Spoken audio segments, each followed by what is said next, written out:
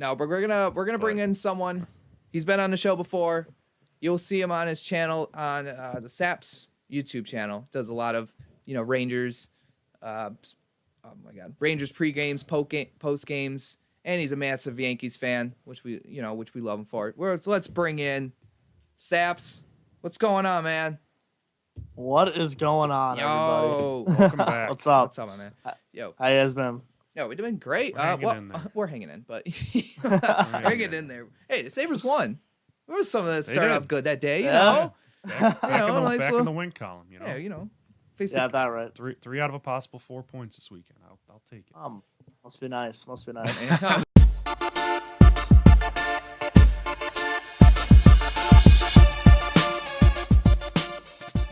Saps. You know what's coming up tomorrow, right? You know what's coming. Big games. Hey, is it a big game? Is it a big game? The bottom feeders of the division. The bottom feeders of the division. It's a big game. Battle for the bottom seed. Yeah. They're only 2 and 4 points out of playoff spots. Yeah, exactly. That's the part. Yeah. It's never too early to start talking about playoffs. Nope. Not this season, at least. No, but Saps. So, what do you think the matchups you think will be? Coming up tomorrow.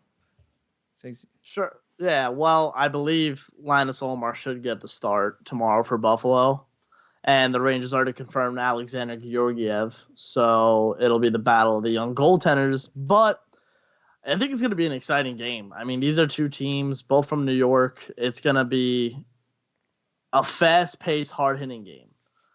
It's going to be fun to watch, I'll tell you that. The Rangers, they've been playing good. The last 2 games against the Penguins, they had the 2 games in Pittsburgh. They lost both of them, lost one in a shootout, and they had leads in both of those games. So the Rangers are trying to look for their winning ways and trying to keep leads. Buffalo's trying to establish themselves. So, yeah, it's going to be a fun game. I believe it will be. Yeah, I'm excited because, we here's the thing. I'm going to say the Sabres have been facing probably the most toughest teams in the division. Now, I don't know how they're going to Saps, nothing against you, man. We are, it is going to be, we're not going to be, facing, 2 teams that are very struggling right now. So it's going to be, to see which team is the better team. So it's going to be quite a success. So, Alex, I see you looking over there. What you got over there? I was going to say, so I know it's very early, so it's small sample size, but which one of the 2 goaltenders have kind of, I guess, stood out, or kind of, if either one of them have separated themselves so far? I know it's small sample size, but for the Rangers goalies? Yes. Yeah. Igor Shesterkin did look shaky last game, but I have my confidence in him. I think he is the Rangers' #1 goaltender. Alexander Georgiev had a really good game, too, against the Islanders. That's when he got a shutout. And then, you had to throw him in the 3rd game of the season against the Devils, and haven't played since then. Shesterkin came in, lost 2 games to Pittsburgh. He played really good the first game, let in a couple soft goals the second game.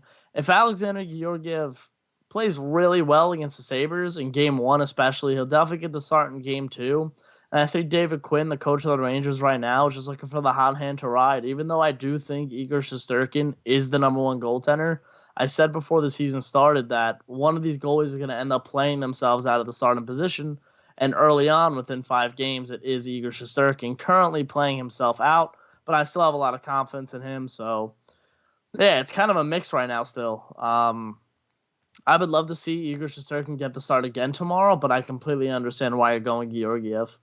What do you think? We got on that, Zach.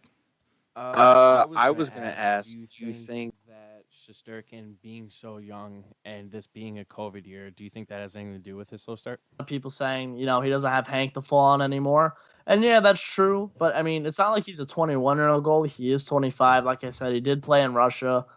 He's a professional goaltender. So I think he's just got to stop worrying about what other people are gonna think, because he is following Henrik Lundqvist, one of the greatest goaltenders to ever play. So I think he's got to take a little more pressure on himself, but I do think the shortened season might affect him a little bit. I was going to say, those are big shoes to fill, for Henrik Lundqvist. Yeah. Especially in New York, I'm sure you guys are probably hard on your goaltenders because of that. I mean, exactly. I felt the same here, too, with having, like, Dominic Hasek and Ryan Miller for years. So, I mean, I feel like we've been a little spoiled with our goalies as well. Yeah, I can see that. Wait, Fleury? Hey, anyone? Anyone? If the money can work, Yeah, I don't know. I mean, it'd be tough to do, but if the money can work, how many years does he have left? And what? Because then, like, what are you gonna do at Hall? yeah. Yeah. And I didn't even. I saw Skinner playing on the fourth line. I think it was like maybe one of the first few games. He's still on the fourth line. Yes. Yes. We don't cover our lines over here. That's crazy. Yeah, it was a crazy thing because like he should be playing with Eric Stahl because there was that connection with their teammates before. So why is he not next to Eric Stahl? It's Not even that. At least in the top six, you're getting paid $9 million. Yeah, Whoever's right. getting paid. Yeah, that's the big. Yeah, that's a big factor. I mean, as you well. guys say he's playing good, so I mean, he'll end up scoring a hat trick game one against the Rangers most likely. Sign me up. Yeah, he's Jeff Skinner. He's been there before. 30-goal scorer. I think he'll break out of the shell. Yeah, I think so too. I thought think so we'll, last year too. Yeah, but I don't know. I don't know. It's just his career has always been like that. He's been back and forth. Very streaky. Yeah. Yeah. Like if he ends up getting one soon, I think he will go on a tear. But he's got to get it first. Yeah. But hey, it's gonna be fun to watch Tuesday and Thursday. Anything new on Tony D'Angelo's burner accounts? It's funny because when they were first leaked on Twitter, I fell asleep. I took a nap and I woke up and I had like 4 texts from my friends. Like, did you see the stuff about Tony's accounts? And I was like, what? I don't know if it's true. If it is, I don't understand why. Like, why are you doing this? But You he's understand definitely- Kevin Durant, but that was, he's I don't know. Tony D'Angelo, his name. And it's I don't it's know. not like he's a superstar, right? You know, he's solid. I mean, Yeah, sure, sure, he's but it's like like I an was offensive talking point. Talking about Durant. Oh, Oh, sorry. No, go ahead. All right, I was saying about Durant, like he's a superstar and he's real fragile. There we go. But Tony D'Angelo isn't that household name in the NHL. That's I could agree with that. Yeah. I mean, he was 4th in points and offensive scoring, but he's always had his defensive troubles. So, I mean, he was scratched for, I think, 2 games, played last night.